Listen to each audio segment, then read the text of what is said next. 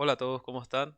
Bueno, ahora nos toca hacer el ejercicio 4 de la lista de ejercicios. El mismo pide calcular la suma y el promedio de 5 valores introducidos por teclado. Bueno, entonces lo que hacemos es definir esas 5 variables y empezamos a leer una a una. Entonces ponemos un printf, ingrese el primer número y son puntos adicionales que si o sea, al poner punto y coma indican que termina una instrucción, pueden poner otra al lado, por ejemplo el scanf correspondiente. Entonces leemos como entero y guardamos en la dirección de A. Y lo mismo podemos hacer para cada una de las siguientes variables. Entonces va a ser acá B, C, D y E. Y acá le vamos a cambiar los mensajes. Segundo, tercer, cuarto y quinto. Ok, entonces en teoría aquí ya tenemos las 5 variables cargadas. Y ahora lo que vamos a hacer es definir una variable que se va a llamar suma y va a guardar justamente la suma de los valores de esas 5 variables.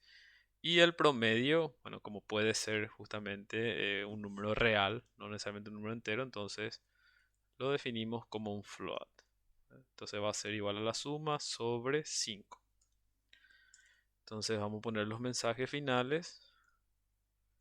Para separar, la suma es, entonces pongo porcentaje de un enter y indico que quiero mostrar la suma y otro mensaje que pongo donde pongo el promedio es, y como es un punto flotante le pongo porcentaje F y muestro el promedio. Ok, entonces vamos a probar. Entonces vamos a empezar, vamos a meter número 1, 2, 3, 4, 5. ¿Verdad? Dice la suma es 15 y el promedio es 3. Genial hasta ahí. Pero eso es porque nuestro promedio da la casualidad de que sale un valor entero, ¿verdad? Por más que lo exponga como decimal. Entonces vamos a probar otro caso. Vamos a poner 1, 1, 1, 1 y 2.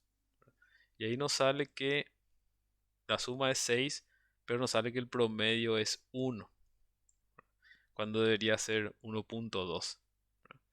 Entonces el problema está justamente en esta operación. Voy a cerrar esto en esta operación. ¿Por qué? Justamente en videos anteriores hemos señalado que el resultado de una división entre dos números enteros, suma es un entero y 5 también, es otro número entero. Y por más de que el resultado yo lo cargue en un dato de tipo punto flotante como promedio, lo que va a cargar es ese resultado como entero, lo va a convertir a un float, ¿verdad? Entonces va a seguir cargando el número 1 en el caso que probamos, ¿verdad?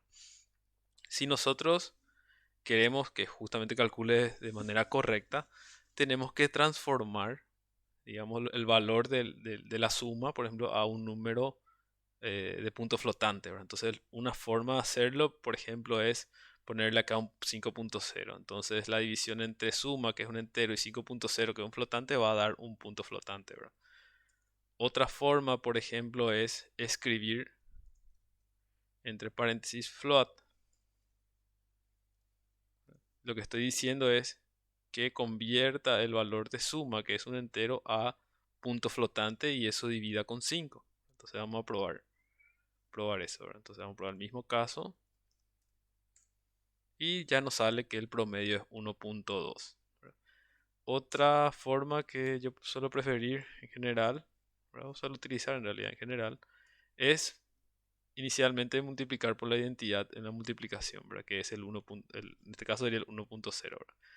Entonces 1.0 por suma lo que hace es, o sea, porque es la primera operación que se va a realizar, 1.0 es float, suma es entero, entonces el resultado va a ser de punto flotante. Y eso, al dividir con 5 va a generar otro número de punto flotante, entonces nos daría el resultado que queremos, ¿verdad? Entonces en este caso también sale 1.2. Entonces tengan cuidado a la hora de hacer operaciones de división entre números enteros, porque el resultado va a salir un número entero, por más que ustedes le asignen a una variable punto flotante, ¿verdad? Algo, o sea, digamos, una forma de truquito aparte eh, para ejercicios posteriores es que cada vez que tuvimos que probar, digamos, los cambios que hacíamos en el en el programa, teníamos que escribir otra vez todos los números de entrada, ¿verdad? Esto es particularmente tedioso cuando trabajamos después con matrices, por ejemplo, ¿verdad? Trabajamos una matriz 5 por 5 y vamos a estar cargando los 25 valores de la matriz, ¿verdad? Entonces, una forma de no tener que repetir eso es lo siguiente. O sea, este archivo ejercicio 4.c se encuentra en esta carpeta programas. Entonces lo que voy a hacer es, en la barra aquí de direcciones, voy a escribir cmd. Y eso me va a abrir justamente la ventana de comandos de Windows, ¿verdad? Y ya me posiciona directamente en esa carpeta donde se encuentra. Entonces si ustedes escriben dir, justamente aparece ahí el listado de todos los archivos y carpetas en ese directorio, ¿verdad? Y acá aparece el ejercicio 4.exe. Acuérdense que cuando ustedes compilan, ¿verdad? Compilan un código fuente en C, les genera un ejecutable, ¿verdad? Entonces, si ustedes, por ejemplo, aquí, bueno, con CLS limpiamos la pantalla. Si ustedes escriben ejercicio 4, ¿verdad? Le va a ejecutar ese programa y nos va a pedir el primer número. Entonces vamos a ejecutar como ejecutamos recién, ¿verdad? O sea, hasta aquí no hay gran novedad, ¿verdad? La novedad está en lo siguiente. Si es que nosotros definimos, por ejemplo, un archivo de texto, txt, que se va a llamar entrada 4, ¿verdad? Entonces en esa entrada 4 lo que voy a hacer es escribir esos 5 números que vengo probando, ¿verdad? Ok, entonces guardo eso. Y acá cuando le doy ejecutar ejercicio 4, o sea, pongo el nombre del ejecutable, te pongo el símbolo menor y pongo el nombre del archivo. Entonces lo que hace eso es tomar lo que está en este archivo de entrada. Lo que está en este archivo de entrada va tomando como los datos que ingreso como por teclado. O sea, es como le decía, es un truquito para que estos valores que están guardados en este archivo vaya tomando como si fuera que se introdujeron por teclado. Entonces aquí aparece que ingresa el primer número y en el primer scanf lo toma este 1. El segundo lo toma este 1 y así, ¿verdad?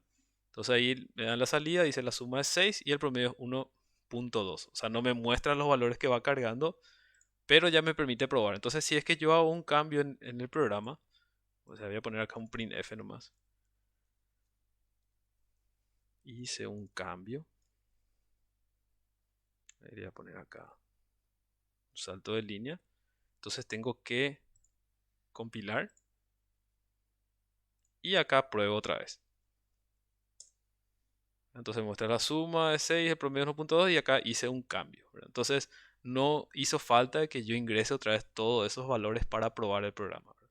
Entonces acuérdense, cuando van a estar probando múltiples veces, por ejemplo, cuando, qué sé yo, en un examen o en un trabajo práctico, ¿verdad? En un caso de entrada que tiene muchos valores, entonces para no estar escribiendo cada vez que pruebo mi programa, lo guardo en un archivo y con este truquito simulamos que los datos que están en ese archivo se introdujeron por teclado, ¿verdad? Entonces eso nos facilita a la hora de probar nuestros programas. Espero que les haya servido el video. Nos vemos en el siguiente.